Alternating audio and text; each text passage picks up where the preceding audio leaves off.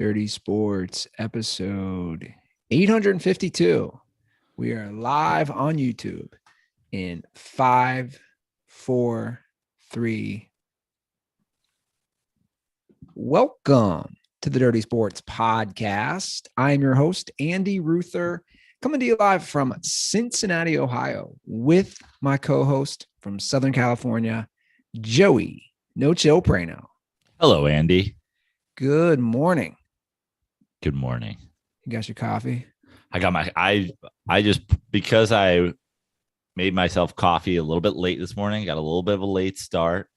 I made myself an entire basically pot of coffee and then got, the world's biggest mug I have, and I filled it to the brim. So yeah, I have about 30 ounces of coffee here. When's the last time you went without coffee waking up? I mean, it's happened. It's happened somewhat recently. I ran out of coffee recently. I'll go tea in that situation if I have to, or if I have to run out. A lot of times I will not drink coffee before I go for a surf. Yeah. I don't want to poop in my wetsuit. Yeah, that wouldn't be good. That's my general rule, unless I have enough time. So last week, there was a swell, our probably only summer swell here in California. Surfed most days. If I get up early enough that I can have coffee, have some time at home, go to the bathroom, I'll do it. Otherwise, I will go coffee free for a surf. Ding. So yeah, a couple times last week. I also ran out of coffee recently, which I gotta say, I ran out of coffee recently, and in a panic, Amazon primed 2 bags of. I'm kind of a coffee snob, but the coffee I got was the shittiest coffee ever. I wish I could. I might review it. I might go on Amazon. Oh yeah, it was horrible. It was horrible. It was disgusting coffee. It was like Starbucks burnt coffee, but times a million. I was reading an article the other day how to spot fake reviews on Amazon. There's telltale signs. The first way is if the username is Jameis101. Or Derek. Actually, Derek would be a real person. Yeah. So one of the main things, and you never think about this, it says these bot farms or having people, are they actually talking about the product? And you're like, yeah, it's a good point. Who's reading a review and just they don't even mention the product, but yeah, okay. They give it 5 out of 5 stars. Must be great. Yeah. I feel like I'm good at spotting bot reviews in general. There's always just something slightly off about the grammar or the spelling or something, I don't trust any of this stuff anymore. Any of it. I saw something the other day on Twitter and it was interesting. It was true. It was like you and I have talked about this actually. I think Twitter, they want, not just Twitter, everything. They want division. They want arguing because it's clicks, it's engagement. And I saw something the other day. Somebody was like, wait a second. So this account with 352 followers, it was tweeting something along the lines of looking at the careers of, forget who it was. It was 2 black actresses, and one is more darker skinned than the other. And the tweet was basically saying, because Hollywood loves whitewashing, the lighter skinned black actress has a huge career. And I saw a comment underneath it, and somebody's like, I find this fascinating that somebody just randomly tweeted this out with 352 followers, and this thing has 350,000 likes. And and I was like, they're like, Twitter is pushing this so people can argue and debate this. And I see that, and I think it's tough to not disagree that they would do that. Don't you think? Right. Yeah. Also, you and I've talked about it, right? How we're how did this account with 40 followers get 1 million views on something? But also, I think in addition to pushing it is that's one of those things where it's going to garner a response no matter what. And then once it, I've noticed with all of these social media sites, you can do something in the second, you can tell immediately if something's about to whatever, because once it gets any sort of traction at all, then they go, oh, let's push this. I don't even think the sites are smart enough to be reading what's being said in these things. I think it's just saying like it just sees, oh, it had triple the engagement of this person's usual tweets in the first 5 seconds. Let's just shove it on people. Yeah. Well, that's still regardless of content. You know what I mean? Sure. No, and you're probably right. That's still using like an algorithm though to just get everybody going. Well, on a completely unrelated note, I just want to announce I currently own a home, so it's official. I mean, what kind of world do we live in? What kind of world do we live in where Andy Ruther is a homeowner? Which, by the way, we're gonna have this is the beginning of so much dirty sports content. You guys, I know we've joked about, calm Andy. He's Mr. Relax now. He's not freaking out. Oh man, the first thing that goes wrong in your home where you can't just like call a landlord, we are getting angry, fucking road rage Andy. You know they make people pay. You got to pay for your own septic. Fucking septic. I can see it fucking tomorrow. Do you guys even know what black mold is? Do you even fucking know? You know what, man? Illegal. It should be illegal to sell your house with black mold. We're gonna have the rage Andy is gonna come out so quickly the first time you have to deal with some homeowner shit. No, I don't. Your think water so. heater goes, you're gonna be in a fucking bell tower with a rifle. No, you know why? Well, first of all, I don't think I will. These motherfucking cucks with their fucking old ass water heater. Well, first of all, I bought a home warranty for the first year, so that would be covered. God forbid if something like that happened. Great example. Perfect example of what makes Andy Ruther snap. With the first thing that goes wrong that the warranty was like, that's not covered. You're gonna be like, why the fuck did I even buy a warranty? I don't think I will. I think because I'm so ignorant, this is such a new thing for me, and I know nothing about maintenance of a home. I'm going to be learning on the fly, right? Watching YouTube videos, reading, Googling. So this is, even the start. So I'm still at my parents' old house, which my brother bought, FYI, for anybody who's not watching on YouTube. So basically, I'll be here this week. Occupy Greg Street. Yeah, it's Occupy Greg Street right now. So, because I don't have internet, I don't get the keys till tomorrow. But like to start, like we're going to paint the whole inside of the house. By that, I mean, I am with some help. And it's just like, that'll be funny because my painting experience is limited to you watching Jesus do it in Venice. Basically. And helping my dad on the outside of the house a couple of years ago. So like, this is all going to be just a learning curve. I don't think I'm going to freak out though. I have joked a lot with my girlfriend. This annoys her. I keep saying we're going to make a smoke room, just like a room where people go to get high. She's like, you're not making a smoke room. And then like the point she gets annoyed, you're not doing a smoke room. I'm like, we got some room in the house. Let's make a smoke room. You're not doing a smoke room. How many bedrooms do you guys have? 4. Wow. Quality of life. Yeah, man. Although the housing market is insane. We are in an HOA, and I've seen things recently. Do not get into HOA because people go nuts. That was another Twitter thing that blew up. I don't know if you saw. You are in an HOA. I am. Oh yeah, here we go. Andy Ruther snap situation for sure.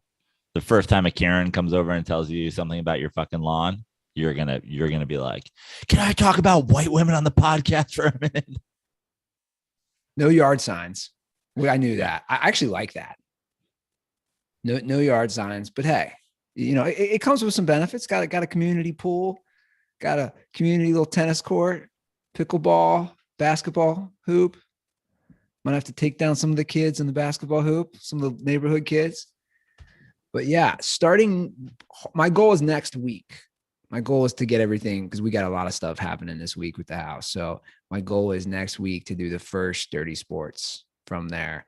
And here's the best part. What now? Are there plans? Forget the smoke room. Is there plans for a dent stock at all? Like a wood stock that occurs for dirt balls in the backyard of Andy Ruther's new home? It's funny you bring that up. I had mentioned something to my significant other, and she was not happy about that. But I took it a step further. I was like, come on, what a bunch of dirtballs sleeping in the basement. We'll do like a meetup. And she's like, you're not bringing strangers in her. I was like, come on. Let's do it. Yeah. We're not bringing him into the home. We're bringing him into the yard. We're going dent stock. Oh, imagine the HOA on that. Yeah. There's tents in the yard at the end of the street. Shut the fuck up, Karen. Yeah, so we'll see. You know, it's definitely going to be a learning curve for me because again, I know nothing about anything. I'm 40. I know nothing. I'm a man. I'm 40. Like doing anything. So there will definitely be a curve. But here's what I love the most. Like my parents' address is Cincinnati, but it's not technically in the city. I will technically be in city limits, which means I can run for mayor. Yes. Let's go. Right? A position held by the great Jerry Springer. Yes. A position which Jerry Springer has held. I don't know my odds running as an independent. Also, again, know nothing about politics, but I'm just saying that's on the table. I can't wait. I can't wait for you to find out it's in your HOA that you're not allowed to run for mayor. And you're gonna be like, what the fuck is happening? Or to run for mayor and then not be allowed to put up your own yard signs for your mayoral campaign. That'd be funny. This is some bullshit. Yeah. So I don't know. I've never been in an HOA. You hear things though. Yeah. My brother went nuts in that people were complaining. He built this monster treehouse for his kids. I mean, it's like next level. Probably something Mikey would do. I bet Mikey's probably done that.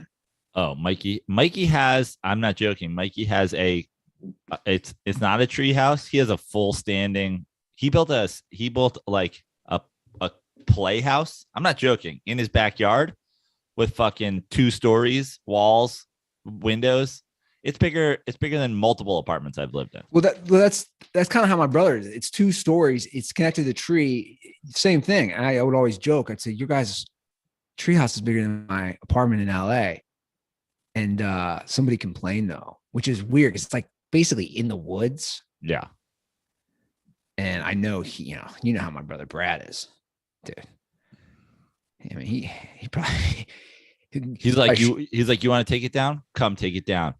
Also, just FYI, all of my woods are booby trapped. And you're like, what the fuck?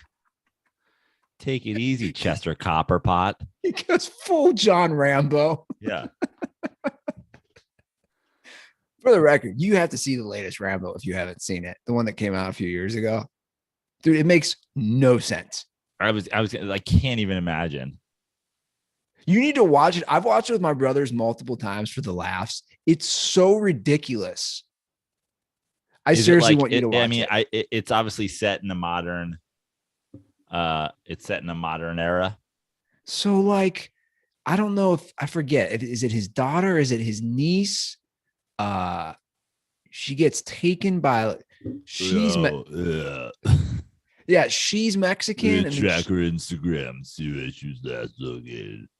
Yeah, she gets taken by like a Mexican cartel that does like a sex slave trade, and he takes on the cartel, and then somehow the cartel just drives like right across the border in Arizona, but he's booby trapped the whole place, and he takes on an entire cartel in this like farmhouse in Arizona or somewhere in tunnels.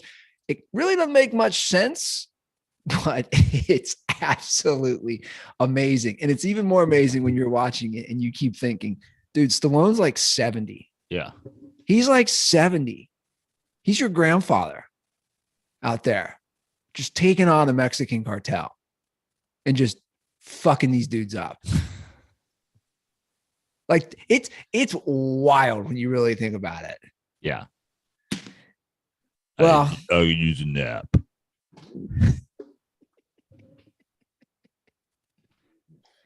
Well, we've hit that time of year. We're waiting around for football. We're in the days of baseball. We do have some quasi NBA news. Okay. Let's go. We're on week 4 of the Kevin Durant trade saga. Yeah, whatever you want to call it. I saw Kevin Durant to the Celtics today. Yeah, that's what I was bringing Is that the up. rumor? Okay. Well, not to everything said. Woj did a Woj bomb. Woj bomb. He did a Woj bomb at. Don't worry, I got Woj bombs in the woods. It's gonna be okay. So he did it at 2:31 a.m. Eastern time. That was his tweet. Which again, I didn't see. I saw one of those Instagram posts where they, just put up a picture and then picture. I assume that's probably what it was based on. But what was Woj's bomb? What did he say?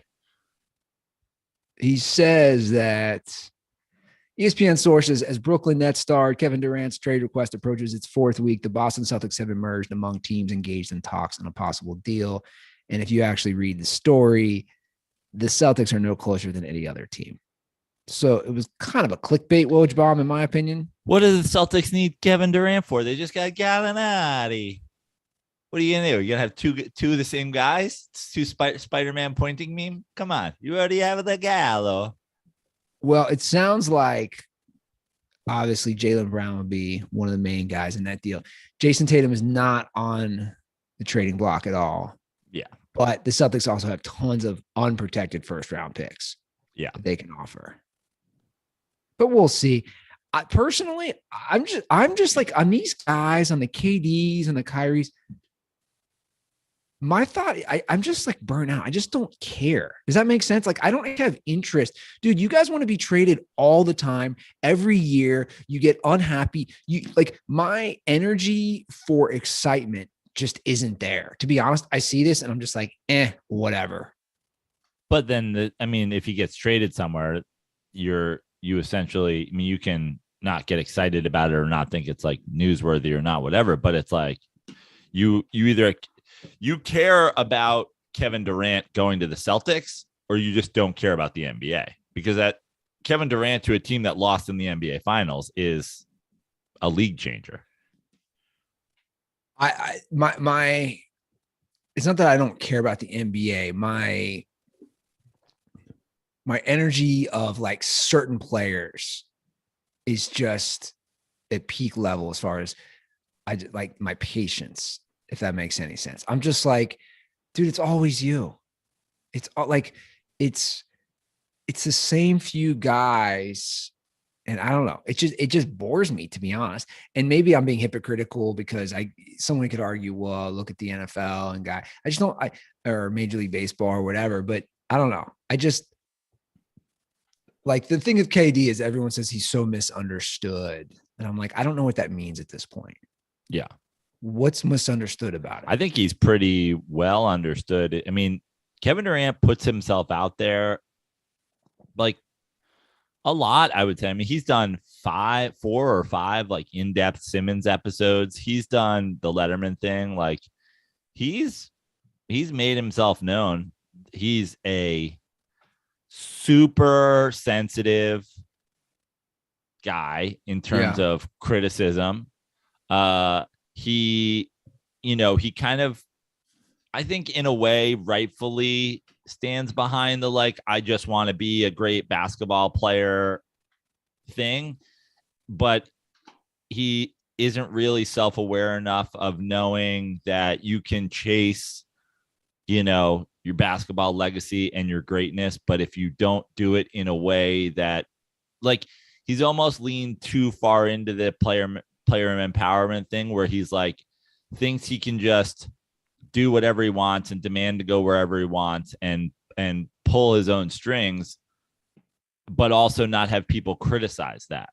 So he's super sensitive while also just being like, I want to do whatever I want. Yeah. No, for sure. I like I said, I don't know. He's great. Well, first of all, like at this point, like, I don't even know with injuries and everything that's happened. I don't even know where to place Kevin Durant right now in the 2022-23 season. Well, it depends on how you consider placing him, like what that means, like in terms of overall, effect on a team. I don't know if he's still probably a borderline top 5 player in the NBA, but I think more so, like, I think he's higher. I think he's like way closer to the top when you look at, like, take any given team. If you could add Kevin Durant to it, it could easily push them over the top. Like, the guys like, Giannis is, let's take Giannis as Giannis is an absolute freak. Luka's a freak. But like a Jokic, for example, who's won 2 MVPs. Any given random team, you don't know the roster, you don't know whatever. It's like Kevin Durant probably gives them a better chance of being pushed over the top, because you don't have to like build an entire thing. Like, Kevin Durant's game is pretty simple. He's maybe the most elite scorer ever in terms of like the way he can do it, his size, all that. Like, it's a just add water situation. Whereas, like Kevin Durant, if you're baking, is sugar. You know what I mean? Where Jokic is like, I don't know, lemon zest or something like that. You're like, wait, that doesn't go in my fucking chocolate pot, whatever. Like, Kevin Durant goes in everything in the NBA. He's just a 7 foot tall, elite scoring shooting guard. Like, you can add him to any. There's no team where he doesn't fit. There's no change of your strategy on any team at any level. So, adding Kevin Durant. With that being said, if you're the Celtics, you're 2 games away from winning the NBA Finals. We all agree that, the point guard issue was a big concern. Marcus Smart just isn't the right fit. They forced that. Now they've added Brogdon, which seems like that would help a lot. My question is, and I think it's a fair question with everything you just said about Kevin Durant, is that he's a one size fits all, so to speak, player. Do you want to mess with that chemistry in Boston? Yeah. Like they were, 100%. You would. Yeah. You got Brogdon, you got Jason Tatum. If Jaylen Brown, they're talking about Jaylen Brown has to go in this situation. Marcus Smart, who cares? Like, yes, Marcus Smart obviously has a huge place on that Celtics team. And that's probably why the Celtics, don't want to give up a Marcus Smart. But let's say you're talking about Jaylen. If you had to, fine. I say if you're the Celtics and you had to give up Marcus Smart, you do it. But I'll tell you this: if you take Brogdon, you take Jason Tatum, you take all of their role players minus whichever random 2 or 3 you want to remove from the situation. Like, the good thing is, like, after their stars, everybody kind of slots in where it's like, yeah, these role players are valuable, but is this guy that much more valuable than the other one? They're probably holding Marcus Smart above everybody for defense and defense alone. But if you look at it, it's like somebody's not going to ask for your 12 role players that you play or your 7 role players that you play. So, okay, who's those 3 guys you give up? And then plus all of the draft picks. To me, if you do that, if you give up Jaylen Brown and 2 more of your key role players, whoever that may be, Marcus Smart or not, and then you give a bunch of first-round draft picks, sure, you're mortgaging your future a little bit, but you're probably the NBA champs next year. You think? Yeah. Interesting. They got to the NBA Finals. Jaylen Brown's good, but like, sure, you're smashing the upgrade button. Yeah, no, for sure. I just, I do believe in team chemistry, and I think that matters. I know what you're saying, but you look at all these teams, how they kind of fit the pieces together like a puzzle, and usually that's kind of how everything plays out, right? Because you have guys who fit and they know their role. I just didn't know if throwing that wrench of Kevin Durant would kind of fuck everything up. Well, let's look at the Warriors, I guess, as an example. Sure. Everybody's like, I don't know. Do they need him? They won 73 games. Does it fuck with Steph? Does it fuck with whatever? Yeah, it does. It gives you it takes a team in that case that got to the finals and lost. In the Celtics case, a team that got to the finals and lost, and then adds their best player. When you're adding a best player on the team, on the roster, top to bottom, to a team that just made it to the NBA finals, you're probably going to be the champs. Yeah. Well, you just mentioned the Warriors, and I think that'll be a good segue to discuss one of the guys who put that team together, Jerry West. We have to play the clip of him responding to JJ Redick, because this clip is Jerry West from Winning Time, in my opinion. I like it. I really like it. So JJ Redick, I don't know, a month or two ago, was on one of those ESPN shows, and he basically took it's like he's been following Barry McCockiner, because he took a straight Barry McCockiner line when they were discussing Bob Cousy having 29 assists one game, saying that he was guarded by plumbers and firemen. Right. Which is like straight out of the McCockiner playbook. Right. Because he always says plumbers. Yeah. And honestly, I feel like it's offensive to firemen that he threw firemen in there. Like firemen are firemen have to carry like 150 pounds of stuff. Like plumbers and postmen. Is that what you meant to say? Plumbers and, mail carriers, plumbers and, fry cooks, firemen. What are you talking about? There are no firemen in the NBA. Bob Cousy's not getting buckets on firemen. Yeah. I mean, they're sliding down poles. They're athletic. Yeah. You ever slid down a fire pole? Yeah. Have you done it? Of course. Yeah. Something you do when you're a kid. I don't know if I have. Oh, they took us to the firehouse when we were kids. You went to explore. You got to go down the pole. That's what I'm going to do. And you just gave me a new idea. Forget the smoke room, getting a fire pole in the new house. We're going to just Ghostbuster style. Go straight down into the basement from the kitchen. I got it all figured out. Okay. So Jerry West responds. Hello, Mr. Ruther. We've gotten a call that you are adding a fire pole to your house. If you look at section 101B/5 of your HOA, no fire poles and no water slides in your pools. Thank you. You're like, motherfucking Karens. That sounds like an Esther from like Brooklyn. And yeah, she moved to Cincinnati.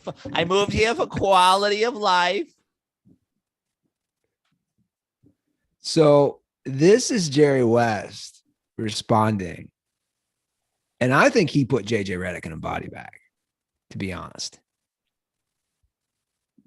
JJ Redick, a current player who just recently retired, said that Bob Cousy played against firemen and plumbers, and Bob came on and wasn't too pleased. And, you played in that era, and those guys set the table for us to be where we are today. And I was just interested in your thoughts on comments like that about your generation and the generations that paved the way. Well, obviously the game is completely different. The athletes are completely different. And I know JJ just a little bit. He's a very smart kid and everything. But tell me what his career looked like. What did he do that determined games? He averaged 12 points a game in the league. Somewhere along the way, numbers count. At that point in time, the players aren't what they used to be. JJ certainly wasn't going to guard the elite players. And so you can nitpick anyone. And I'm not, the only reason I'm talking about him is because he was not an elite player, but he was a very good player. But he had a place on the team because of his ability to shoot the ball. I mean, he just owned you. Like, it's true. Like, dude, I understand what JJ Redick is saying, and I also understand what Jerry West is saying. He's just like, look, man, you're a 12-point a game 3-point shooter. Well, and that's my take on it. Stop. You're both right. Yeah. You're both right. Jerry West can be upset that JJ Redick is the guy who's talking about it. But my counter to Jerry West in that situation is a lot of people who are less qualified than JJ Redick talk about it all the time. Barry McCockner talks about it. We talk about it. Skip Bayless talks about it. Shannon Sharp, who played tight end in the NFL, talks about it. Nick Wright talks about it.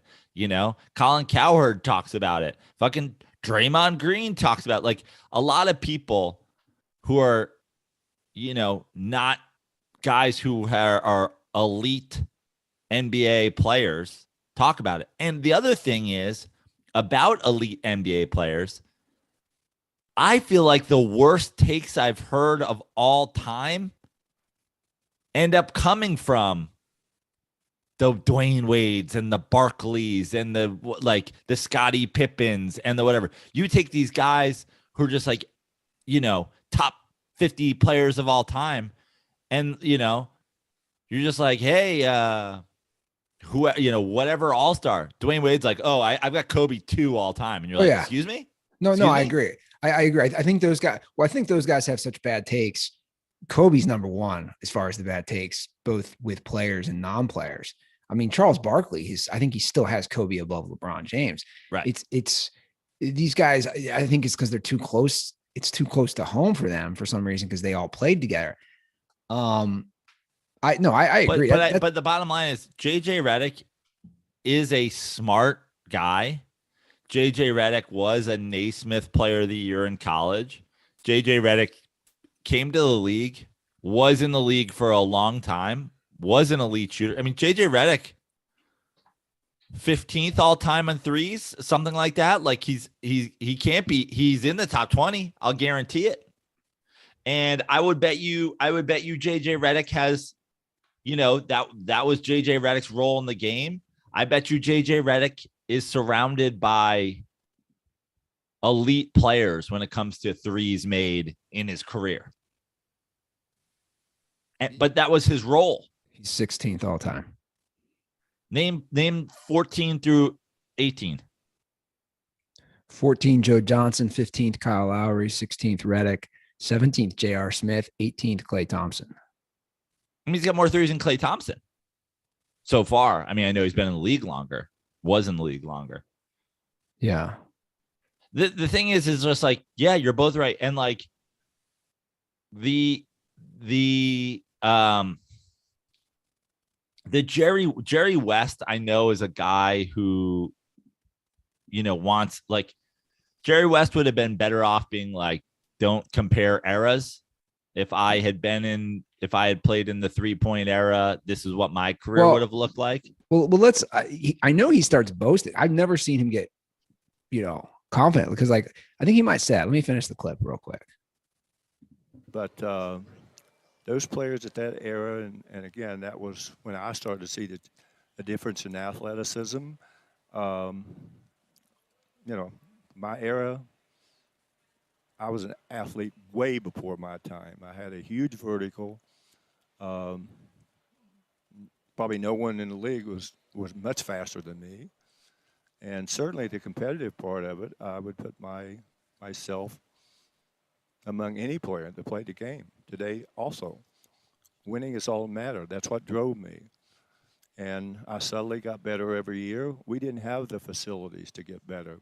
We had to work in the summers to support our family. But JJ should be very thankful that he's made as much money as he's made. And Bob Cousy, who I played against a couple of years, not very long, I just think it's very disrespectful myself. Well, I do think that's interesting too. Like, and this is an argument that's brought up: the facilities, the access to health and nutrition and weight training. Sure. No one's saying that. Yeah. No, like that. That's the thing I don't really like. I mean, can we just talk about just generally, and this goes through eras, like throughout, is like the black athlete, then, let alone the international athlete, let alone like what, like, how many How many of the top 10 guys in the league are European? How many of the top 10 guys in the league are European? Like we're acting like, I mean, you're also talking about, I mean, Bob Cousy's on Bill Russell team. Like Bill Russell's a tall black man and he wins 11 championships in 13 years. I mean, it's because he was playing against firemen and fucking, again, not firemen. He was playing against fucking postal workers and fry cooks. Like also Jerry West, there's clips of Jerry West in color, man. You're from a different era that you had a couple years crossover of Bob Cousy. Like the basketball looks like a bowling ball on film. They hadn't even figured out how to like get fresh basketballs every game. They're playing with like old ass, like the era changes. I'm not saying JJ Redick with all of the, antiquated technology and whatever is an NBA MVP in the late 50s or whatever. But the bottom line is like, be self-aware how much better athletes are, how much better, and forget athletes in a natural sense, but just how much bigger and wider the pool of people is. So I've asked this before on our show, and I'll ask it again. Why is it that basketball is the only sport where we do this? Like we do these long era comparisons. You really don't see that in baseball and football. You really don't. Now we discuss obviously quarterbacks and players from different eras, but we don't do it. Why is it only basketball where you do this? Because you don't hear people bringing up a Ray Lewis versus a Mike Singletary. Do you know what I'm saying? Like you just don't hear that. Yeah. We only do it with basketball. And my question is why? I have no idea. But isn't that kind of interesting that we never do that? No one's ever comparing Joe Montana to Joe Burrow. Right. I think and by the way, the internet people do that shit all the time. Like I saw somebody the other day that I forget. I saw somebody on Twitter the other day arguing Baker Mayfield's stats so far are better than John Elway's. And I was just like, what the fuck are we talking about, dude? Like more yards. Like, John Elway went to fucking 6 Super Bowls or whatever, 5 Super Bowls. Like, what the fuck are we talking about? But I think the thing about the NBA is baseball's been going on for so long. There's a million eras, people always talk about like the pre-war era, the post-war era. Then you have fucking the free agency, whatever. Football is basically the Super Bowl era. That's the last 50 something years. You know what I mean? In the NBA, if you look in the NBA, it's such a short thing. And it's also, there's very distinct eras of the NBA. There's the early NBA. There's the Magic Bird NBA. There's the Jordan NBA. There's the LeBron NBA. And there's essentially the beginning of the post-LeBron NBA. That's kind of it. There's maybe a little bit of gap there between Jordan and LeBron, that kind of like GOAT era. When did the NBA and NBA merge? 1970? In the 70s. So it's a very young sport. And it's defined so clearly by these things. It's like to act like, I mean, we talk about it all the time. The Magic Bird, David Stern, Lakers winning time thing, like all that stuff, that whole era that determined basically the modern NBA.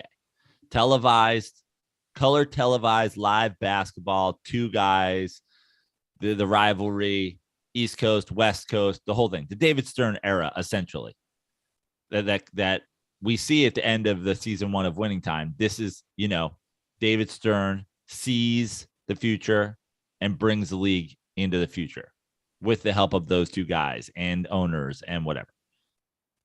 To act like basketball before that wasn't prehistoric is kind of offensive to what the modern game, what those guys did for the modern game.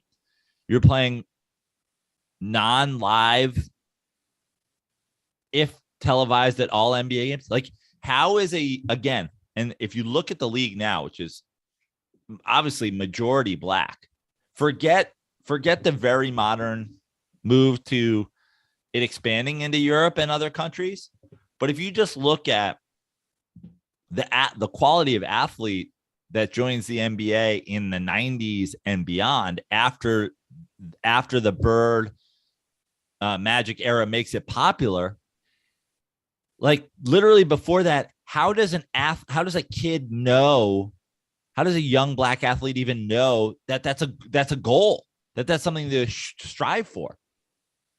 Before that, they're like, "Am I going to be the world champion? Like, well, am I going to be the heavyweight champion of the world?" What's interesting is you see the numbers obviously go up significantly for young black athletes in basketball. Conversely, just shoot down in baseball.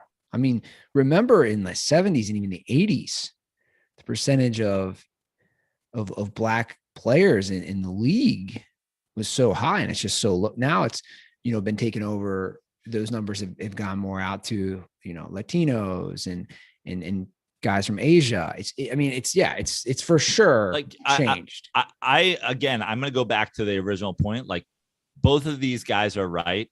Jerry West is taking a shot at a guy who's like, okay, maybe, the role player shouldn't be the guy talking about this. But at the same time, he's got a point. Here's the deal. Let's take his two examples. What did he say? It was what and firemen? Plumbers and firemen. Okay. If you went to the plumbers union, the whatever fucking the pipe fitters union of America or whatever, or the firemen union, right? Let's say we have a national plumbers convention in Vegas, and prime Bob Cousy walked in coveralls and was like, "I'm a plumber from Boston."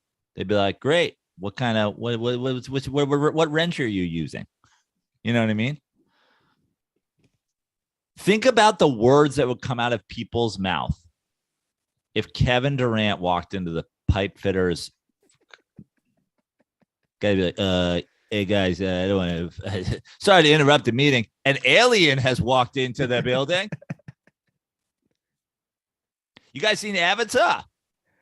There's a fucking Avatar here. Fucking this guy's. What are you, fucking 11 feet tall? What the fuck's happening here? How do you even fit? How do you even fit under a sink, guy? You just your fucking head under there." This is exactly what I was thinking. How's he fit anywhere? Yeah, no. So you ride the fire truck? How's that work? You stick your head out like fucking the worm in Busy World? What the fuck is happening here? It's like I guess you don't need a ladder, huh? You are the ladder. So the guys climb you to get in burning buildings? Is that what the fuck's happening? Giannis got the name the Greek Freak after accidentally walking into a fucking plumbers union meeting. Like, the freak is here.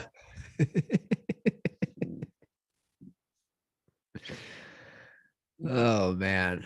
Well, Jerry West also in that clip is proving Redick's point by saying we had to have jobs in the off season. Yeah. Like, in a way, it just proves that point. You couldn't just play basketball for the Lakers. You had Jerry West is also sort of proving his point with his accolades, right? Like, Jerry West, Jerry West was boss. Incredibly good. Yeah. I don't think peak Jerry West is leading the NBA in vertical these days. Yeah, I don't think so either. I know. Jerry West is just like having a fit of bipolar anger because Ja Morant leaps him in a single bound, just jumps over him, clears his entire body. I have a feeling Jerry West wasn't catching a ton of lobs. No. Did he ever dunk? That's a great question. Do we have game film of Jerry West dunking? It just wasn't the game, man. It really wasn't. I'm not shitting on Jerry West as a player at all. And I'm not even shitting on, you can only compete against the guys you can compete against. I'm not shitting on Bob Cousy. But let's not act like it's not a whole different world. Sure. No, it is. It's a completely different world. To me, it's the equivalent of like kids with technology. Look how savvy. I'm around it all the time with my nephews and nieces. Look how savvy, Joe, these kids are with technology. Yeah. Jerry West is meanwhile like, I don't know. Let's not disrespect the rotary phone. I mean, before that, you had to call an operator and she had to plug you into a thing. I mean, it was a pretty big deal to just be spinning the dial. It's like, hey, I have a computer that's more advanced than the first rocket ship in my pocket now. So I don't know, miss me with dial tones. Sure. No, 100%. All right. Well, let's transition to some NFL talk. First, before we do that, XFL talk, because I want to place a gentleman's bet with you here. Okay. The XFL announced its 8 new cities. Has the XFL already what iteration of the XFL is this? 2? 3. Right. It came and went again once, didn't it? Already come and go? Well, the pandemic killed it. They started the 2020 year. That was the reiteration 2.0. This will be 3. I would argue the fact that the pandemic killed it is a sign that it's not like all these sports leagues are built on their TV deals. Everybody was locked at home, desperate for more content, and you guys couldn't sell they didn't play it. No, they didn't play it. They just stopped playing. Right. Got it. Because of contact tracing and everything. So there's 8 cities that'll have teams. Remember, this is being pushed by The Rock, who's spearheading all of this. So these are the cities. 3 from Texas: Houston, San Antonio, and Arlington. The other 5 will be Orlando, Las Vegas, Seattle, St. Louis, and Washington, D.C. Currently, Vegas is the only city that doesn't have a stadium deal announced. So this is my take. Who's the only city with us? Seattle? Las Vegas. Oh, Vegas. Okay. Sounds like the Raiders aren't going to let them play. Right. Yeah. So you and I have always said, why would you ever choose a city that has an NFL team? That's my first question. So because it's Texas. And I think that's why they're doing 3 out of the 8 in Texas. Yeah. Because they sell out high school football games there. And because people in Texas find the NBA to be, those guys don't play any defense. They're just so lazy. I don't like all this dribble, shoot a 3-pointer. Also, stay out of politics. Just shut up and dribble, but not through your legs or around your back. I don't need all the fancy dancy stuff. Shut up and dribble slowly with your right hand only. Okay, so these are the coaches. The coaches are interesting, Joe. I think you're going to find this really interesting. The coaches, they're all like names. This is kind of wild. I know. I just somehow I assume that all 8 teams are coached by Jack Del Rio. No, he's still with Washington. Arlington, Jeff Fisher. Good guess. I mean, you're in that wheelhouse. So Arlington will be Bob Stoops. Okay. Houston, Wade Phillips. Orlando, Terrell Buckley, former NFL player. Vegas, another former NFL player, Rod Woodson. San Antonio, another former NFL player, Hines Ward. Seattle, former NFL coach, Jim Haslett. St. Louis, Anthony Becht, and Washington, D.C., Reggie Barlow. So it's like they have names, recognizable names. Yeah. But this is the gentleman's bet I want to pose to you. Over under 2.5 years before this folds, will they make it to a 3rd season? I say no. It's really just the power of The Rock. I'm going to still say no. Yeah. I think they do 2 seasons. They realize it's financially bad. It's just not making money. It's just something that's going to hemorrhage and lose consistent money. And I don't think it'll make 3 seasons. I'll give it 2. I think it'll do 2. 2.5 is a good bet though. Like if you had said 3.5, easy under. Yeah. I just don't get where this gains traction. How many times are they going to do this? I mean, this is really a test run for Rock as president. If Rock can make the XFL last 3 years, he can get elected president of the United States. It's a good point. I mean, when does he have time? Yeah. Well, he doesn't sleep. So there's that. No. I get up every day, make some tequila, plan the XFL schedule, and that's go into the Oval Office. That's why him and Kevin Hart are such great friends. Neither of them sleep. All these guys do is work 24/7. It's all they do. Yeah, I don't think it lasts 3 seasons, especially with some of those cities. I don't know. Like, where are they going to play in Las Vegas then? Where are they going to play? I'm assuming UNLV Stadium or whatever. Sam Boyd Stadium. Sure. Play. But I could have sworn UNLV was moving to the Raiders Stadium. Maybe I'm wrong. Thought they did. I don't know. I think the Raiders are going to fly under the radar this year. Like nobody's talking about them. Yeah. Well, it's a tough division. So tough. It's going to be really interesting. Like, I sent you that thing. I think it's a good read. I sent you that thing that The Athletic posted. Yeah. I like it because every year they do this where they rate quarterbacks, and it's not by douchebags on Hot Take TV. It's 50 NFL coaches and executives who are rating them. And I got to say, very shocked that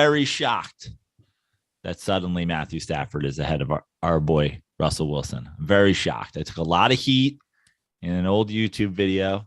It's mocked endlessly. I'm very shocked that suddenly NFL executives and coaches have come around on Matthew Stafford's worth in the league.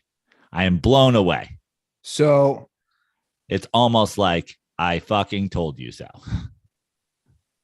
From the 50 people who rate, they do this before every season. It's 6 general managers. And again, it's all anonymous.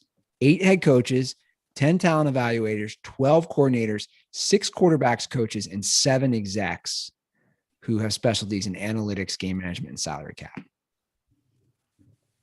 So they place 35 quarterbacks into 5 tiers. Tier 1, tier 2, and so on. Tier 1 had 6 guys. You had Aaron Rodgers, Patrick Mahomes, Tom Brady, Josh Allen, Justin Herbert, then Joe Burrow in tier 1. I do find it interesting. They put Herbert above Burrow. I think Herbert is naturally more talented and more athletic. Would you agree with that? I mean, sure. Yeah. Slightly, but obviously physically, absolutely. But I like the line that somebody wrote about Burrow, which is true. Somebody is quoted as saying, he took the worst offensive line ever to the Super Bowl. Like there's never been a worse offensive line that's made it to a Super Bowl, which again is kudos to Joe Burrow on that. I mean, again, I think that tier is absolutely like, that's what they're saying. This tier it's kind of like put on whoever's team. These are the elite quarterbacks in the league. And honestly, I know, listen, I'm a Brady hater, but like they did rank them like in order. It's not just, they didn't just do tiers. They did 1, 2, 3. It's like, we're just at no point, no one, am I constantly going to be the first guy who's like, I mean, at some point we've got to have Tom Brady. Like right now, if you called the Bucs and you were like, we'll give you Justin, we'll take Tom Brady. You give us Justin Herbert. They're going to take the deal, right? They're taking Herbert over Brady. So they described tier 1. A tier 1 quarterback can carry his team each week. The team wins because of him. He expertly handles pure passing situations. He has no real holes in his game. And that's how they describe tier 1. And then there was 6, and then Stafford was 7. Stafford was 7. Tier Which 2, I would argue he's a tier 1 quarterback. they had Stafford 7 and they had Russell Wilson 8. So they have those guys in tier 2. Tier 2 is described as a quarterback who can carry his team sometimes, but not as consistently. He can handle pure passing situation and doses and or possesses other dimensions that are special enough to elevate his game above tier 3. He has a hole or two in his game. But here's the question. Who are you putting? Are you putting Stafford above anyone in tier 1? No, probably not. But I would argue if you look at if you look at the groupings, Stafford to me, if you just looked at which group of people do you put place time, is Matt Stafford more like Rodgers, Mahomes, Brady, Allen, Burrow, and Herbert, or is he more like Lamar Jackson, Kyler Murray, Dak Prescott, and Russell Wilson?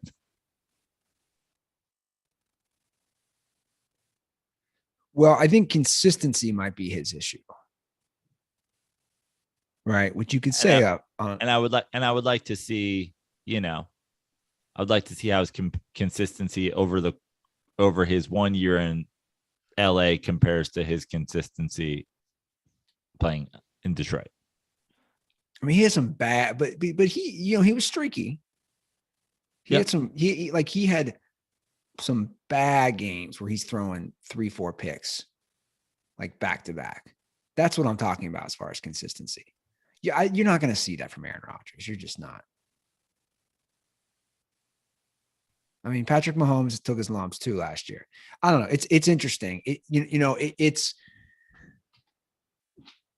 It's a great, in my opinion, indicator of how well the quarterbacks are playing just in the modern game.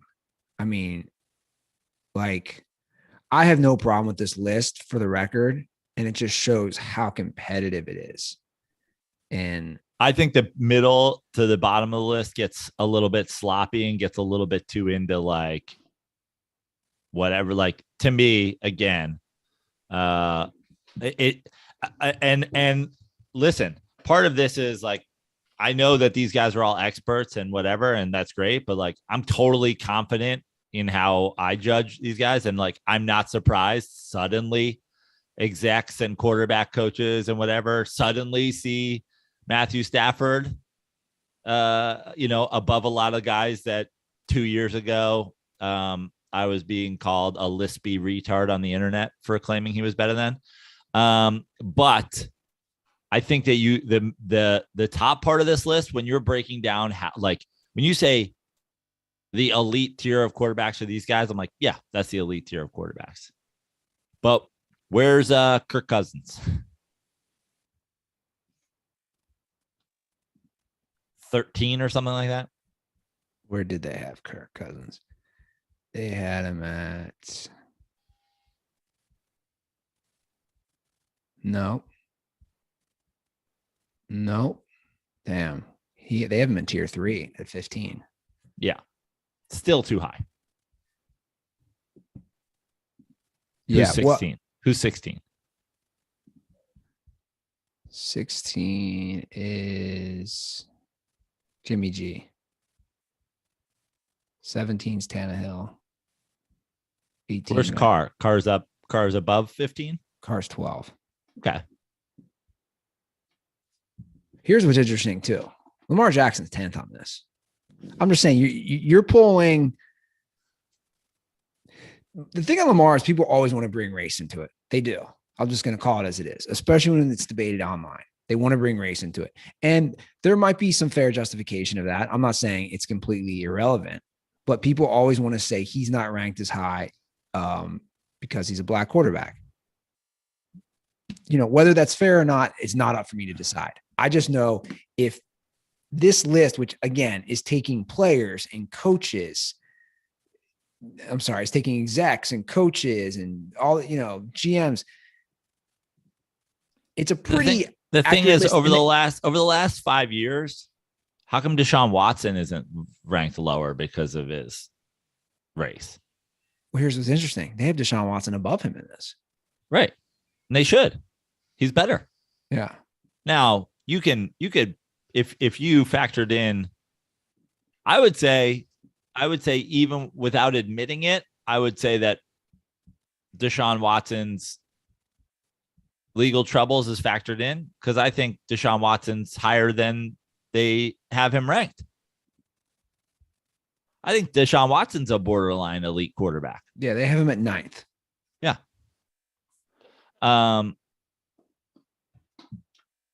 But through the years, people have always talked about how great Deshaun Watson is. And how Russell come? Wilson. Yeah. How come race doesn't factor into that? No, I agree. We could call by him. I'm gonna play it real quick, actually. Who? Lamar Jackson? Deshaun Watson. Our boy John Smith is always giving us the updates, the ins and outs of what's happening. What's up, boys? The other day, talking about Deshaun Watson and his situation. You were talking about that he said he would sue the league if he was suspended a year. If you think about it, I think it's all talk, because with his contract, he only potentially loses more money if he kicks that can down the road like Tom Brady did, because his first year of his contract, he's only paid $1 million since he kind of probably knew that he was going to be suspended. Also, an interesting fact about the whole suspension and when it comes out. If the judge comes out and says they're going to give him 10 games, Roger Goodell has the option of changing that suspension. But if the judge comes out and says there is no suspension, that is it. Roger Goodell cannot come back and say, no, we're going to give him 4 games. So when this comes out, if it's no games, he'll be playing. If it is multiple games, Goodell can change that suspension. Stay dirty, boys. That is interesting. Now, Yeah. obviously, he's going to get a suspension. Yeah. It's interesting how that works. Also, they are totally planning this. They know exactly what they've known for a while. They're going to time this. I think you said it last episode. They're going to do this when some other shit's going on. The NFL PR team is just too smart. They're going to hide this underneath something, or do it on a Friday before the weekend or whatever it is. I'd be shocked if they announced this. They also, there's also a house somewhere with a pseudo, with a borderline Hall of Fame NFL player in it that's been dead for weeks, that murdered, killed himself with CTE. And they're just like, listen, no one goes in that house until we have some fucking Daniel Snyder news. And so, until some active player makes a comment about Colin Kaepernick, and then boom, we release this all at once. The dead CTE player, Snyder comes back from his yacht. Deshaun Watson saying they love to drop everything at once, and people just start spinning. It's spinning SpongeBob meme. Yeah, totally. Yeah. They're like, Roger Goodell's like, hey, could somebody just ask Aaron Rodgers if he believes in monkeypox? Because I got a lot of fucking dirt that I got to drop right now. And this body's getting smelly. Yeah. Oh, for sure. I mean, they've been sitting on this for so long. There's no reason to not release his suspension. There's no reason. He's like, I got Dick Butkus's body just rotting with a note about CTE and his guest starring role on My Two Dads. And I don't know what to do with it. Can somebody find out if Aaron Rodgers is or is not dating a witch? Because I really need to get this out. If I see Aaron Rodgers walking into that witch store, yeah, I'm going to lose my mind. Can you imagine if you met Aaron Rodgers at a witch store? That would make the internet. Can somebody get Russell Wilson on Reddit, Ask Me Anything, and just ask what his favorite nickname for himself is? Because I really need the internet to go crazy about something. This is a big make or break year, I think, for his career. Who's that? Russell Wilson. Mr. Unlimited. Because so much of his success was tied to how Seattle played and running the ball and defense. And obviously their defense hasn't been what it was. But my point is, if he struggles, I know that's a tough division. It changes a lot. And even for somebody like me, who's been a diehard Russell stan, I think it changes a lot on how he plays this year and next year. Well, I mean, I think the thing with Russell Wilson, and this is, I'm, forget my years of Russell Wilson truthing. Like, I'll just try to handle this in like a completely honest manner that is, not driven by any sort of arguments that we've had or I've had on the internet. I think at the moment now, I think not everybody's willing to admit it yet or go there yet, but I feel like the people, me included, who may have argued that Russell's early success was tied to the defense and the game plan and whatever, more than it was tied to his elite quarterback play.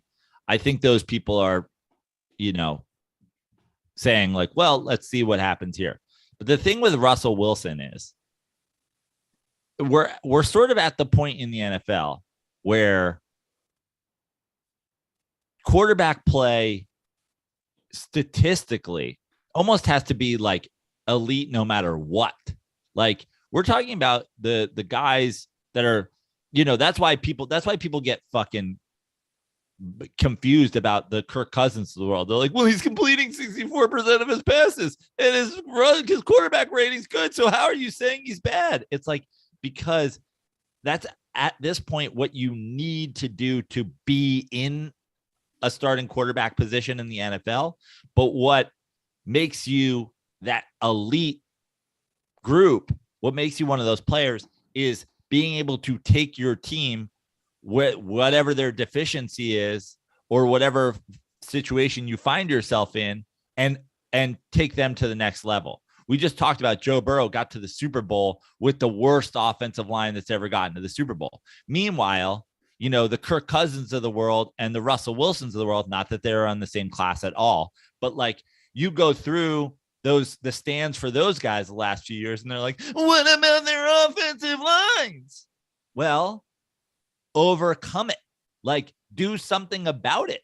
Don't hold the goddamn ball so long, for one.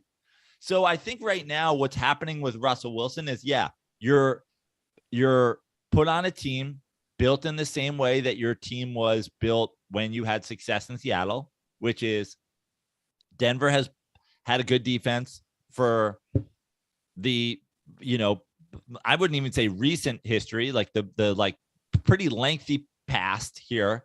The last, however many years they've been built around defense. They haven't had a quarterback who could get the job done, and they've had guys there that put up like semi-decent numbers, but they just haven't had a guy who can take them to the next level, that can close games and whatever.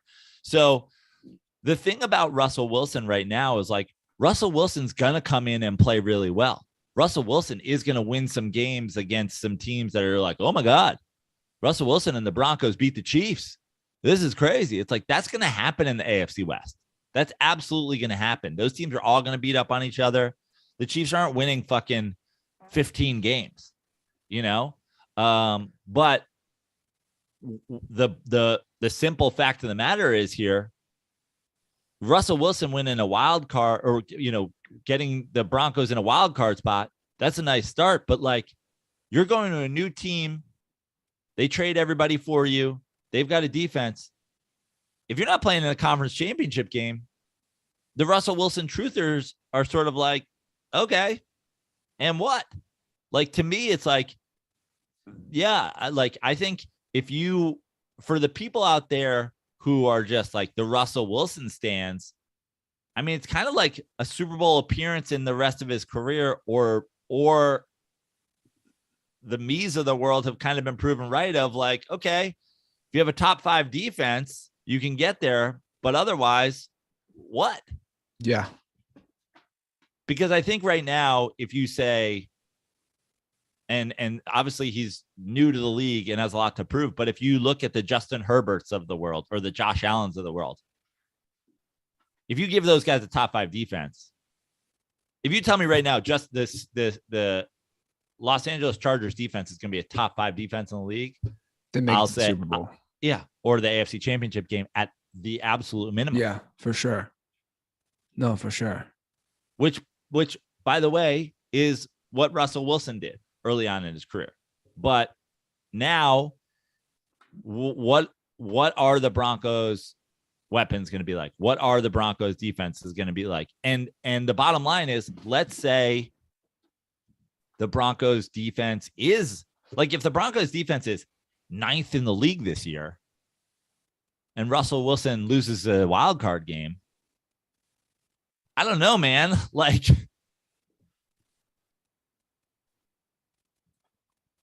look, I think he's had a great career, and I think, I still say, he's a Hall of Fame quarterback. Yeah, sure. Based on what. So there's multiple guys in the league right now. I think, Sure. Matt Ryan's a Hall of Famer, and I think Matthew Stafford's a Hall of Famer, and I think, Agreed. So the NFL is launching a new service that they announced today, NFL Plus. It's a new platform solely for mobile phones and tablets. I don't really fully understand this. And it's for in-market games and nationally televised games. So if you want to subscribe to NFL Plus, you can only watch it on your phone or tablet. And again, it's only for in-market games or nationally televised games. So if you live in Cleveland, you could watch a Browns game on Sunday, no other out-of-market games, only on your phone, only on your tablet. It's $4.99 a month for the regular package, and it's going to be $9.99 for the premium. I don't really get it. They're not setting the bar too high. Well, I think what the thought process here from the NFL is, everybody has, like, who doesn't have a TV, Joe? Though, who doesn't have a TV? This is for people who don't have a TV. Who doesn't have a TV? No, but here's what it is. Okay. The mobile thing now is obviously huge. So there's a lot of people, I'm sure, who are mobile only streaming. Like, first of all, the amount of people that I have to break the news to that you will get high def coverage with the fucking Miller Lite Cantenna. They're like, what? Like, the amount of people that don't know, and this goes, Bob Cousy and Jerry West remember, but like, you can plug an antenna into your TV and get honestly, better quality than cable, and it's happening faster. You don't have that stream delay. You don't even have a cable delay. You're watching it basically as it happens. The amount of people that don't know about antennas is wild, but forget that. You have these people who are mobile. Like, a lot of times I'll be mobile and I have the NFL ticket. Thank you, Mikey. On my phone, Sunday ticket. Right. And then the only game I can't watch is the one that's blacked out. The only game I can't watch is Sunday Night Football. So if I'm traveling, and then it's like, okay, well, I got to download the NBC Sports app, and then I got to use, somebody's cable password to log in, or I gotta, whatever. So I think what the NFL is thinking is there's however many people that are just dealing with this. And it's like, well, if it's 100,000 and we're charging $9, it's $1 million. It's just like a free $1 million. I know, but again, my thing is, are there that many people out there that are not going to view it on their TV? And Roger Goodell's quote is this: "We're playing the long game. This is about establishing and learning relationships. We're not judging this on whether we bust through 500,000 subscribers in the first 5 months," he said. So it's like they're setting the bar low, and they're openly doing that. I think they're openly doing that also because the move from DirecTV to Apple TV, or whatever streaming service is going to get it. What's that going to do to people? Are then people going to be like, oh, you know what? Fuck it. I have DirecTV still. I don't want to do that, but I want my local market game. So I need to find a way to pay for that without paying for this subscription. I think that they're just trying to say, and this happens to me with baseball. The only time I can't watch the Mets, and yesterday the Mets were on Sunday Night Baseball, so they started late. So I was like, hey, because the Mets are on Sunday Night Baseball, I'm going to watch the Braves game during the day. Couldn't watch the Braves game. Why? Playing at Los Angeles Angels. The only time that I can't watch a game is if it's a Dodger game or an Angels game. So what the NFL is doing is like they're looking at a whole picture and they're saying, is there any reason where we ever lose a viewer?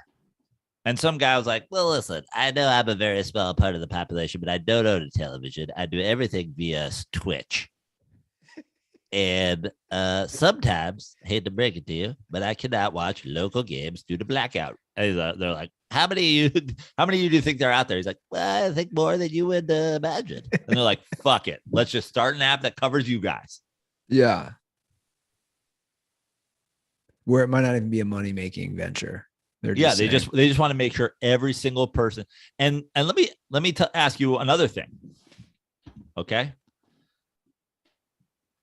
Let's say, just put yourself, like, become, I don't know, LA Andy, where you're not just like in your cozy new HOA every Sunday watching games, but you fly back to LA on a Sunday morning, and it's your boy, Mr. Unlimited, and on the Broncos in a game against Justin Herbert's LA Chargers in an AFC West matchup, and you're in your Uber getting home, and you're like, dude, it's I need to watch the end of this game. And right in that moment, you think I'm paying $4.99? Small Roger Goodell just pops on your shoulders. It's like, for the rest of the year, for $4.99 a month.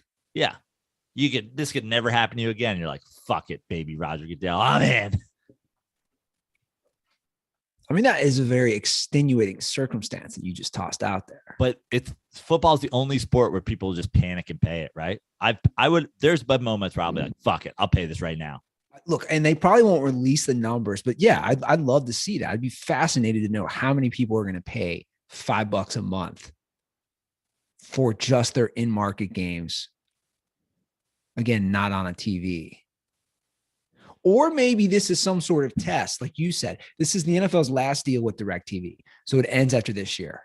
And we all know the NFL is getting major offers from Apple, from Google, from YouTube, same company, but like they're getting all these offers, Amazon, that'll be in the billions of dollars. I mean, it's wild. I saw this week, and I put this in the rundown. I don't have to really talk about it, but they have to say what they make because they're a public company.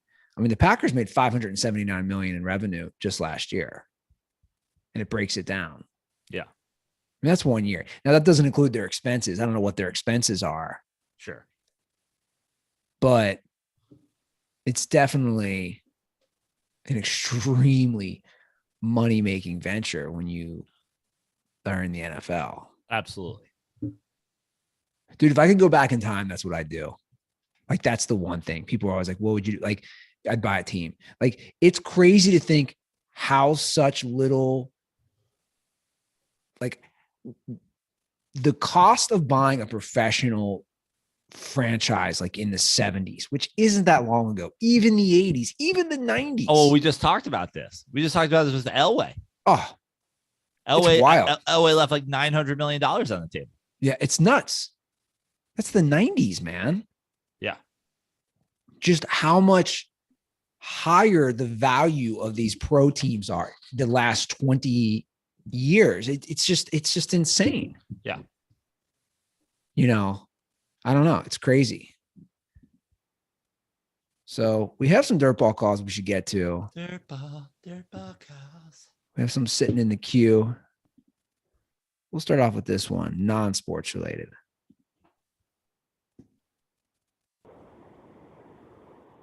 What's up, guys? OG Dirtball Matt from St. Louis. First, want to say, Joe, thanks for the birthday cameo that my wife got me. That was awesome. She got a little tripped up. I didn't invent condoms are for pussies, obviously. I just created the insult. Condoms are for, whatever you don't like. But anyways, appreciate that. Secondly, non-sports question. I recently got a library card because I found out that you can listen to audiobooks via the library.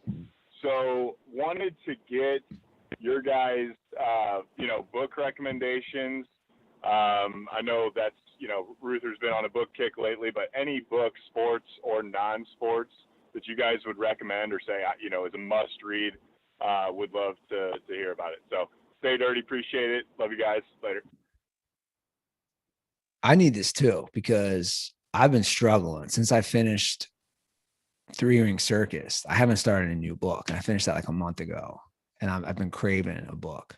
I want to bring something up though. Okay. Because I've had some heated debates with my girlfriend about this. And this isn't anything against you, Matt. Was that Matt? Is Matt's name who calls? Yeah. I think it was Matt. Is listening to a book really reading a book? I'm not trying to be a dick. I'm more of a dick to her about it for sure. Because my thing is I don't ever do book audio.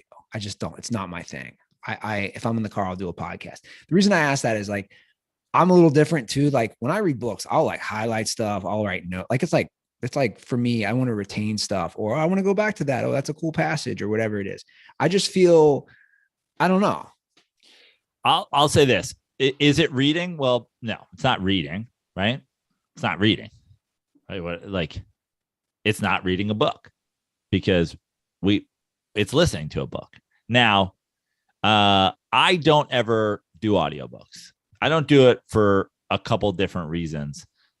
Even with podcasts, and I don't listen to that many podcasts, but I essentially only do any of those things, audio, whatever. Basically when I'm driving, traveling, walking, like I'm on the go. I'm never at home listening to a podcast ever.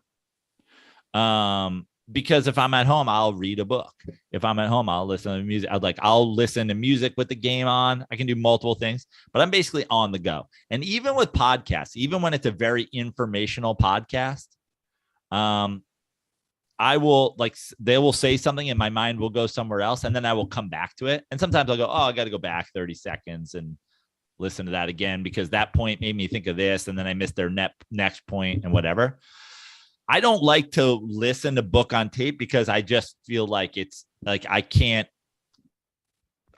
It would be missing too much of the information. When I'm reading, I'm not missing anything. I don't have to go back. So to me, I read. I don't listen to books on tape. But I will say this: that's just me. I know a ton of people who do books on tape all the time, and they just like stop. They're stockpiling information via books on tape. And like, I wish I could do it. Yeah. Cause like more power to you guys who get to just like drive and read. Well, I'm like you too. I quote, can't air quote read. Yeah. You know? I want to, that's the thing. I want to be like really immersed. I would struggle to retain it. Also for me, reading is like, when I sit down and read, it's the one time where I'm just like, phone over there, don't look at it. I'm reading. It's no technology. There's a little bit of there's like a little bit of work thing. There's a little bit of like, I'm building some sort of intelligence here. I'm learning some things, and yeah, sure, you can learn a lot of stuff on podcasts, but even like I said, podcast for me is still very loose. It's still very like, Well, to answer his question. There are things that I'm looking to read, and I don't know if I want to go. I've strayed so far away from fiction for the longest time, and I don't know why. Because I used to be big one of my younger days into fiction. Like I'd almost want to go back to fiction. I am the exact same way, but what I'll do is, when I seek out a book. Like to me, when I'm like, I'm on the internet and I see something, I'm like, I'm going to get that book. It's always nonfiction. And I read fiction when somebody goes, you got to read this. You got to read this. And I'm like, okay, I'll pick it up right now and I'll read it. And I love it. But to me, when I'm just like looking for something to read, I'm always like, hey, I want to learn more about this.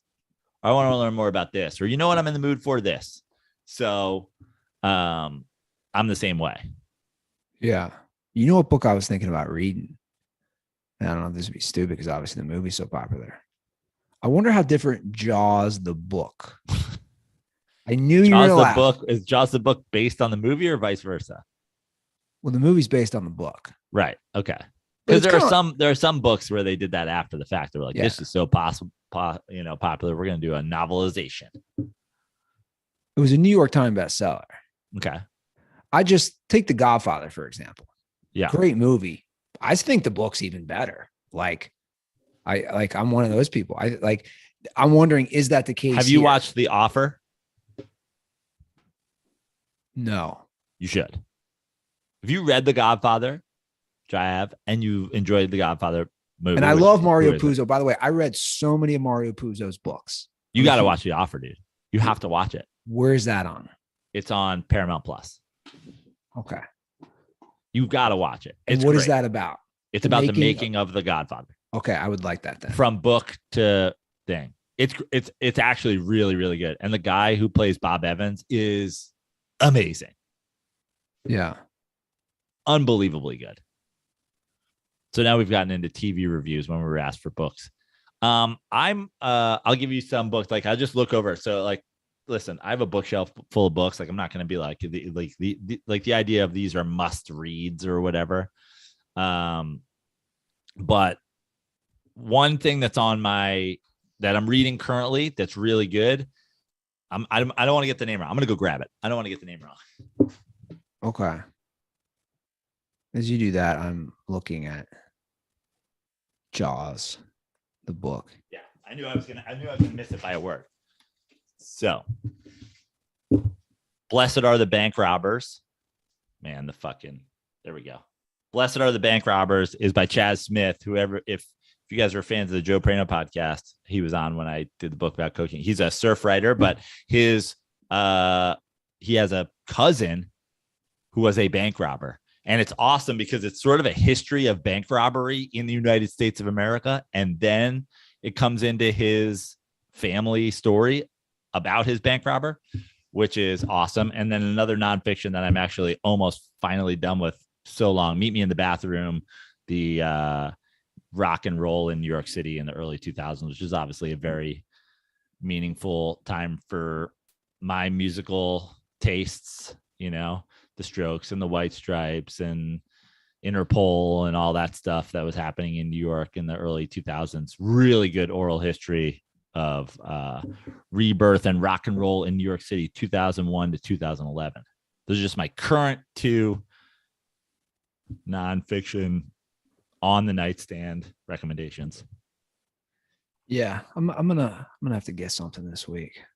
Because like I said, I've been in so many nonfiction and like deep meaning, philosophical. Like, I gotta lighten the mood a little. So I'm gonna go that route. Okay, let's do another call. What's up, Dirty Sports? It's Stolzy in Cincinnati. I want to get some opinions on you guys with these new NFL jerseys and helmets that are coming out. Obviously, as a guy from Cincinnati, I'm absolutely in love with the white tiger. I think it's going to look really good with the white jerseys, obviously, and I think it'll look good with the orange. I don't know how it's going to look with the black, but I want to know what you guys think about some of the other jerseys and whatnot. I think the Eagles got a new helmet, maybe a new jersey. New Orleans got a new helmet. So let me know what you guys think about that. And before I go, if you put Barry Larkin in New York, just imagine what he would be as opposed to Derek Jeter. I'll just leave it there. Stay dirty, boys. Shots fired at Jeter. Well, Barry Larkin's, let's start there. Barry Larkin's a great example of a guy who first of all, he was a far better defensive player than Derek Jeter. His best offensive seasons shit on Derek Jeter's best offensive seasons. But the thing about Barry Larkin is like Cincinnati loved Barry Larkin. You know that. Yeah.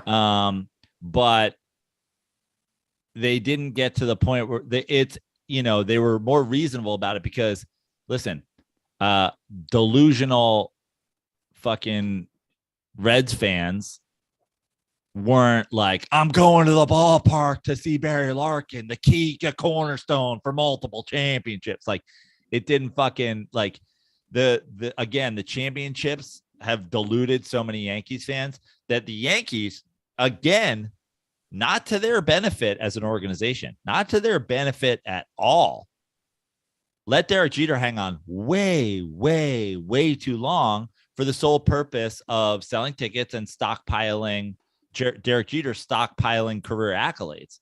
But a lot of guys like the Barry Larkins of the world don't get an opportunity to just play 5 extra years and stockpile singles while their team is shit just for the sole purpose of, like, I don't know, the respect hat or whatever. So, I mean, you look at a guy whose peak at shortstop in Cal Ripken was significantly better than Derek Jeter's. I mean, there again, another MVP, another guy who in an MVP season, takes his team to the World Series. They moved Cal Ripken to third base, dude.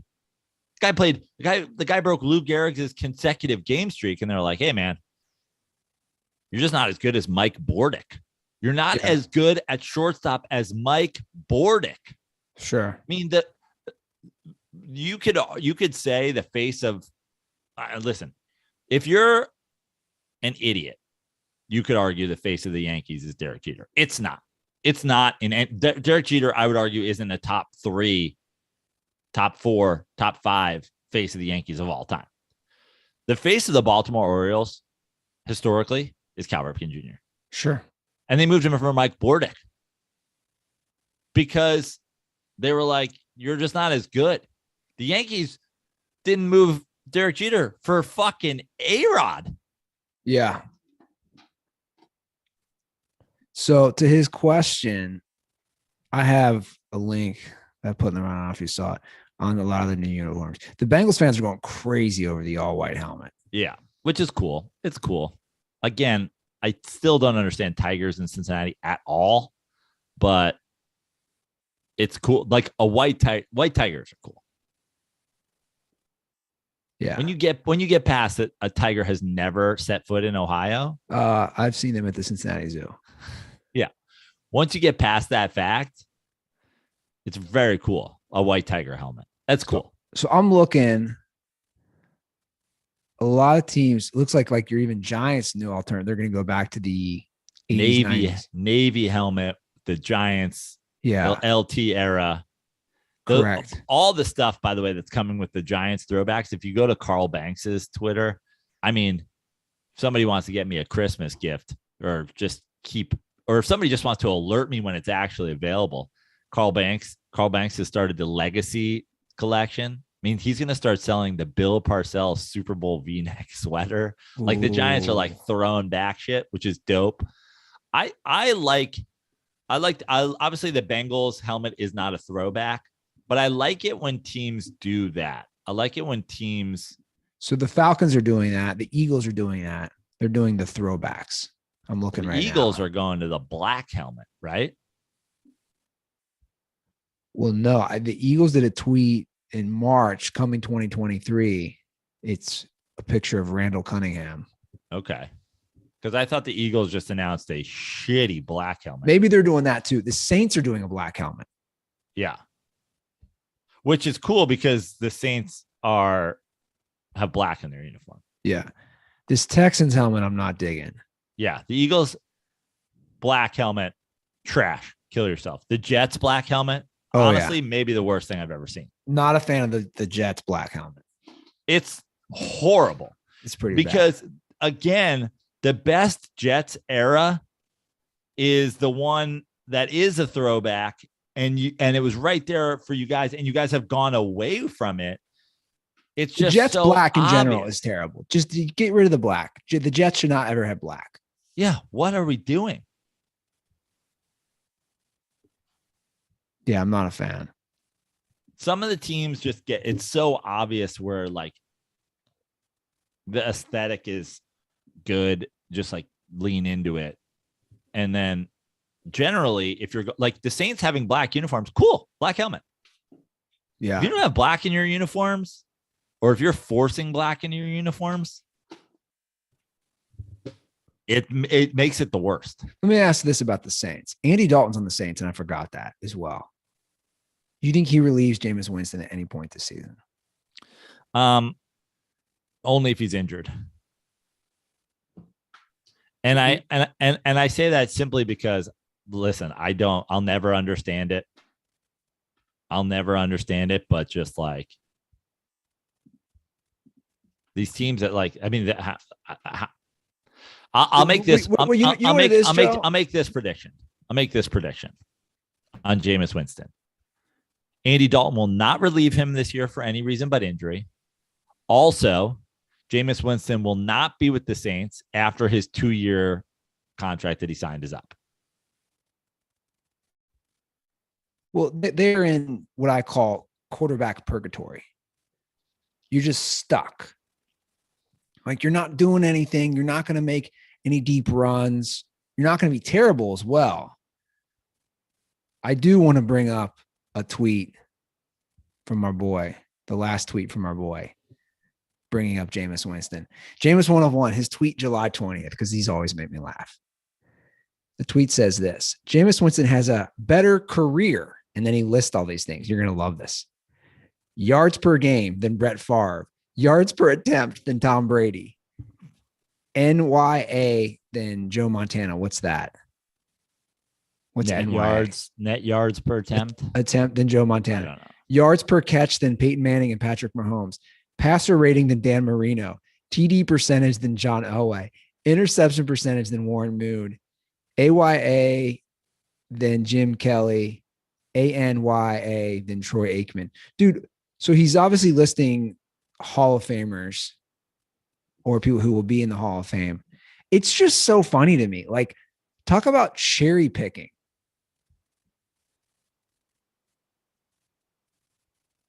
I mean, I would love a full medical, psychological diagnosis of this person. Like, you should be mentally evaluated.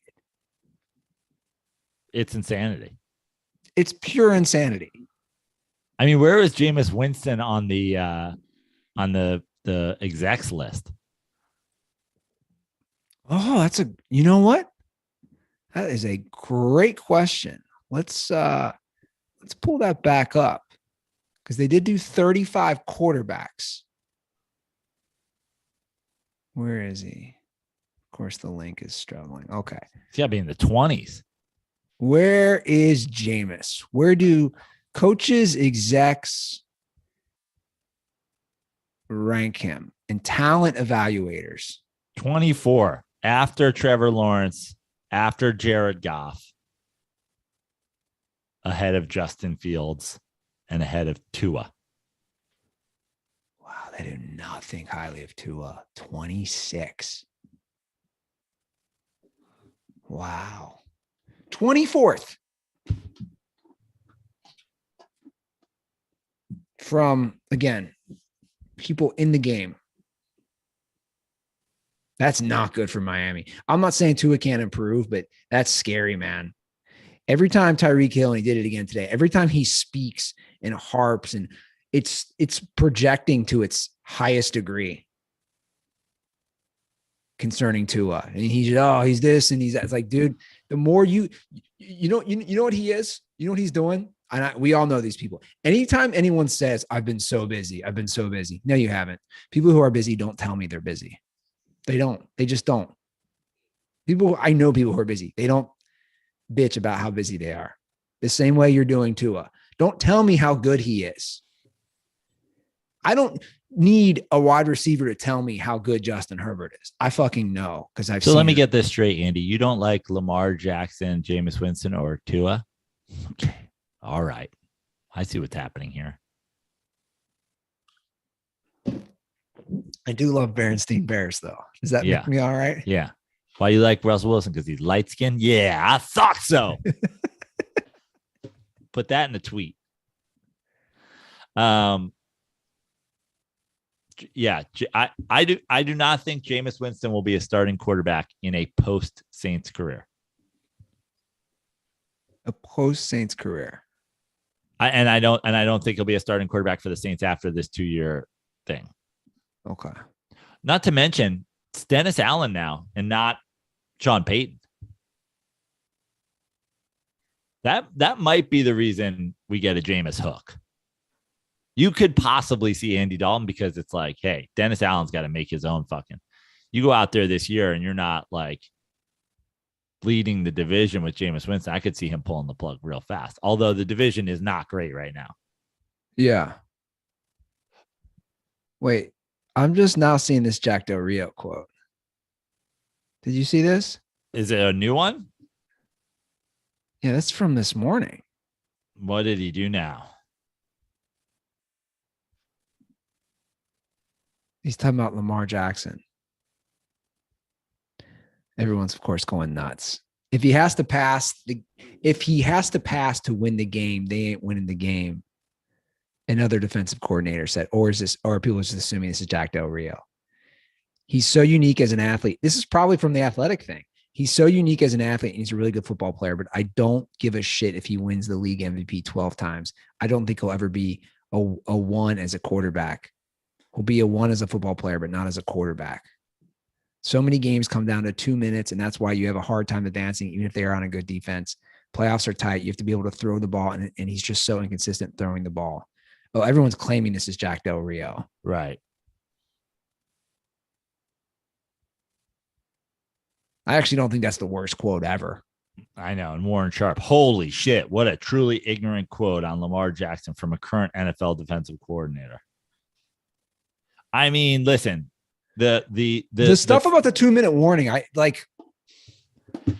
Honestly, they in this quote they've highlighted, I don't give a shit if he wins the league MVP 12 times. Okay, this is like a reckless, way to approach the situation. But if you highlight playoffs are tight, you have to be able to throw the ball, and he's just so inconsistent throwing the ball. It is hit or miss.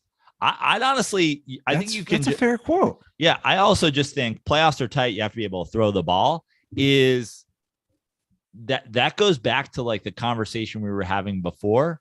By the way, that is from our article from The Athletic. Yeah, that goes back to the thing before of like, that's to me the elite versus not like playoffs are tight. You're only playing good defenses. You need to. And again, I know it's like cliche, but it's like, if you can't get the ball down 6 points with 49 seconds on the clock, go get yourself a touchdown. You're not elite. Yeah. And Joe, I want to continue something from that article because I've pulled up that article again from The Athletic. And I mean, what I hate when people do stuff like this is they're taking that one quote. There's a full description of multiple paragraphs. You know what I'm saying? Like, it's just not that quote. And the next paragraph says the Ravens are 1-3 in the postseason with Jackson starting. Jackson's averaged 6.6 yards per attempt with 4 touchdowns and 7 turnovers in those games. So he has more turnovers than touchdowns in 4 games. And someone else says this: I think what we saw with Lamar starting with the Miami game and carrying through the rest of the season was someone who struggled to identify coverages and make pre-snap reads, an offensive coach said. He is still really dynamic player, brings something different to the group, but by and large is going to have to continue to improve as a passer in order to go deep into the playoffs and put himself in the tier 1 group. That's a fair quote. But again, I think it's the race thing. People want to bring the race thing into it. And I don't understand because nobody brings that with Patrick Mahomes, right? It's like that's the thing too, is like, how come, like, I'm of the opinion that Russell Wilson gets more leeway than he should. I would argue, again, I'm a Russell Wilson truther, but I would argue all of that about the playoffs and the pre-snap stuff and all that. You could say that about Russell Wilson, but no one does. And he's black. Yeah. I could argue, you could say, hey, listen, when Russell Wilson had a top 5 defense, they would go to Super Bowls, but also put the ball in the hands at the end of the game. He also threw away 1 Super Bowl. He also had playoff games where he didn't convert a third down via pass for the whole fucking game. You also have playoffs where it has home games and he loses to backup quarterbacks and can't move the ball. Like, you could say all that, but no one does. And he's black.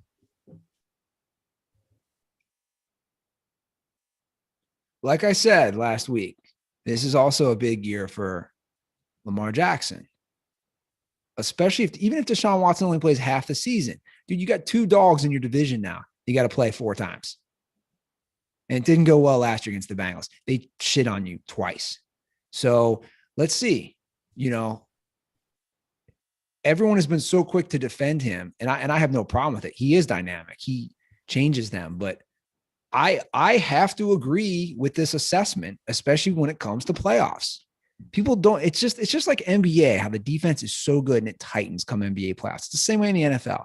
The defenses are so much better. They're so much better. And it's not easy to score come NFL playoffs.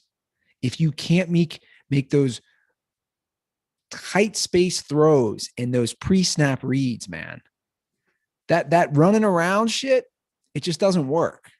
It just doesn't work come playoffs. It's listen, I'm a New York Giants fan and the world's foremost Eli Manning stan, but this is something again that basically in the Eli Manning heyday was always like the Twitter, the early days of Eli's obviously like pre-Twitter, but like those type of conversations, it was always like, Romo, look at the stats Romo's putting up. Look at what Romo's doing. Look at Romo. Look at what Romo's. Oh, Eli Manning can't hold Romo's fucking jock. It's like, hey man, regular seasons, when you get to play fucking bad teams and light them up are one thing, but come playoff time, what are you doing for me? I would argue the Manningham throw in the Super Bowl alone greater than Tony Romo's entire on-field football career. Yeah, I mean, when you're a quarterback, these are the things we're talking about, and it's like, again, we go back to Stafford. Suddenly the execs have an appreciation for Matt Stafford because the execs finally saw him get into the playoffs. Well, he also drove. I mean, that final drive is the name of the fucking game. Yeah, that final drive he did against the Bengals was, I mean, Collinsworth said it on air. Like, this is something you're going to remember forever. That's the name of the game. That is a tier of quarterback. That's a tier of quarterback. That is a specific tier of quarterback. Do you have that in you in the playoffs? Sure. All right. Those are the calls for today. 310-359-8365. Give us a ring. We'll get to it. It's coming. It's right around the corner. We're already getting these QB discussions. Twitter's on fire. People are going back and forth. We'll be there sooner than later. Follow us on Twitter and Instagram at The Dirty Sports. You can follow me at Andy Ruther. Joe is on social media. Where can they follow you, Joe? Well, shout out to Matt. Was it Matt who called? Yeah. Cameo. Correct. I gave him props. His I believe it was his wife or his girlfriend gave him props for claiming condoms. I gave him props right back on the Cameo. Listen, basically, whatever you or your significant other or your best friend tell me to say, I'll fucking say it. I don't know. I'm not fact checking. We're not here to fact check. We're here to wish you a happy birthday and say whatever your wife wants. So if you want a Cameo, I'm still available on Cameo. I'm at Joe Prano on all social media, except for Twitter, where I'm at Fix Your Life. I've got some shows coming up. Go to joeprano.com for shows. But the two things that I'll ask you to keep your eye on is if you are in the greater Los Angeles area, August 25th, I've got a night of Joe Prano and friends at the Hollywood Improv in the Lab. So you can get your tickets now. Go to Hollywood Improv website. I believe it's improv.com. Click on the Hollywood location, get tickets to that. I'll be doing a longer set. And then also just after that, the last week of August into the first weekend of September, August 29th to September 4th, I'll be at the Comedy Cellar in Las Vegas, Nevada. All righty. Good stuff. Thank you to everyone for supporting us. Love all the DMs. And if I haven't gotten back to you, I'm trying to get back to anybody who's DM'd Dirty Sports or myself. So check your DMs. I'll be getting back today and tomorrow on all those things. All right, guys. Have a great week. We'll be back in a few days.